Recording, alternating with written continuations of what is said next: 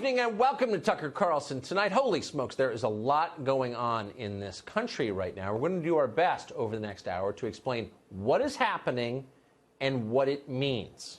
We're learning ourselves in a lot of cases the answer to both of those questions. So for almost 3 years, the leadership of the Democratic Party in Congress resisted calls from its politically inflamed base to impeach President Trump.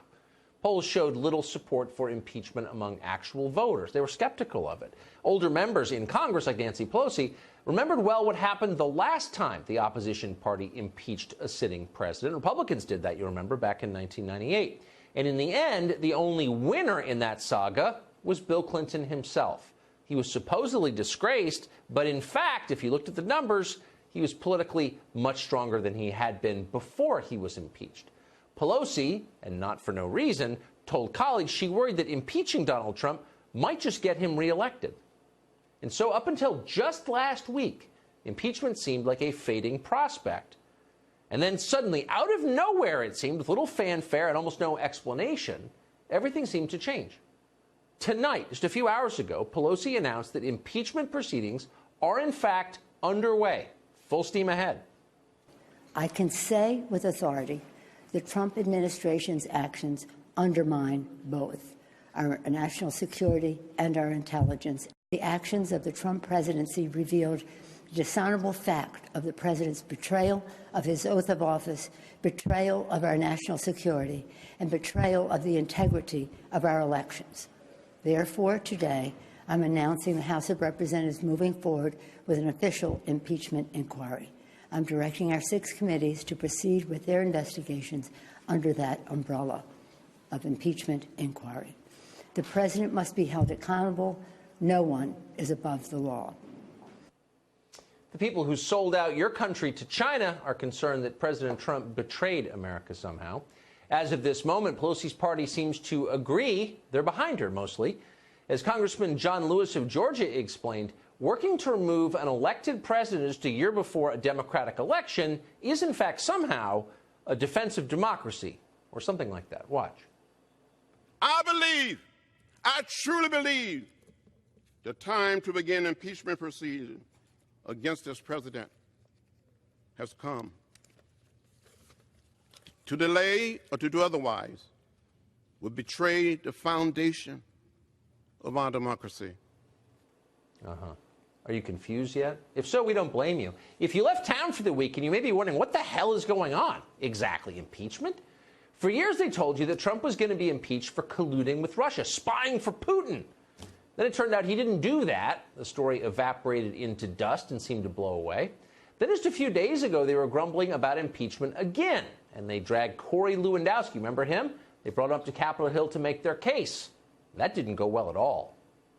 I simply ask you, is it correct that, as reported in the Mueller report on June 19th, 2017, you met alone in the Oval Office with the president?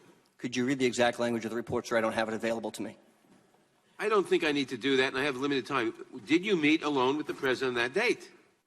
Congressman, I'd like you to refresh my memory by providing a copy of the report so I can follow along. You don't have a copy with you? I don't have a copy of the report, Congressman.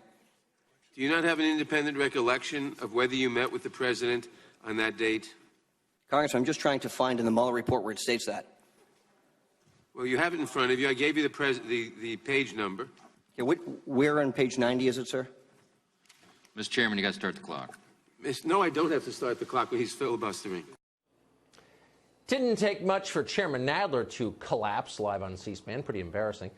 You'd think at some point Democrats might just decide to run a real presidential campaign in 2020 and beat Donald Trump that way, just like in a democracy. It would have to be more effective than what they're doing now, and the numbers show it. As of this morning, Donald Trump's approval rating was the highest it has been since the inauguration. But no, Democrats don't want to wait until the next election. They don't want to wait till November.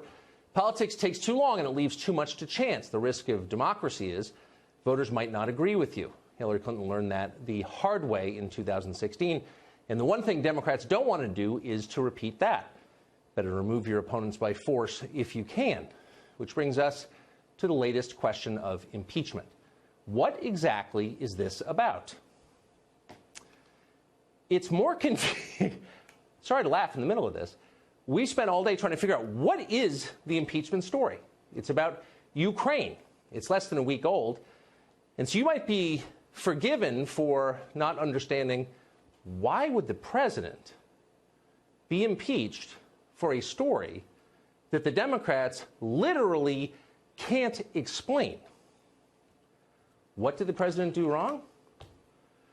We're going to do our best to tell you the case that they're making. And honestly, as we said, it's confusing and not all that interesting. But in a sentence, here is what they are saying.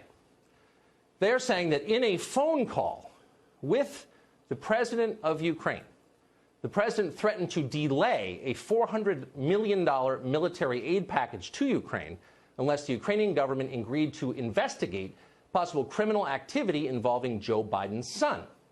Why Joe Biden's son? Well, for 5 years, Joe Biden's son, it turns out, was paid hundreds of thousands of dollars per year to serve on the board of a Ukrainian gas company. Why would Joe Biden's son be on the board of a Ukrainian gas company? He had no experience in the energy business. He didn't speak the relevant language. He had apparently no experience whatsoever in the region. Turns out at that very moment, Joe Biden was President Obama's point man for Ukraine. Oh. So at a certain point during this saga, the company in question was investigated. And then in 2016, the Ukrainian prosecutor overseeing that investigation was fired. Apparently he was fired under pressure from then Vice President Joe Biden. Now, to the layman, that looks a lot like corruption. So what does it have to do with the president being impeached? Well, the accusation is that President Trump suggested that squelched investigation deserved a second look.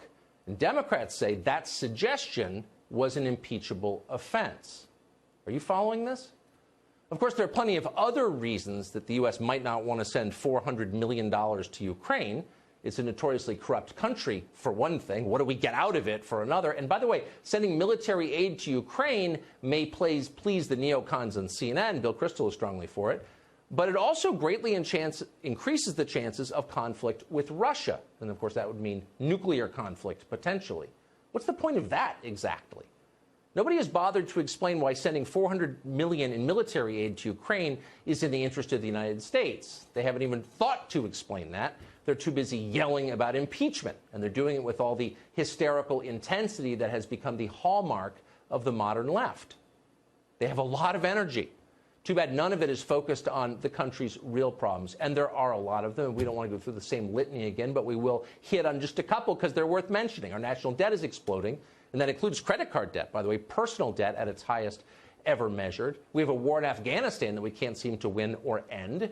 Our towns outside the big cities are being decimated and desiccated by opioids and suicide. If you haven't been there, drive through and take a look yourself. We have basically an open border with Mexico. Tech companies trying to control our freedom of speech. In many ways, our country is on the wrong track, and people know it. Everybody knows it, Democrats and Republicans. But instead of trying to fix any of that, Democrats want to spend the next year explaining, and they plan to, explaining why it was perfectly fair for Joe Biden's ne'er-do-well son to get $600,000 a year from Ukrainian oligarchs. That's totally fine. But it's somehow criminal for Donald Trump to ask about that. That's the message. Good luck with that. Hard to imagine many voters will be impressed by it.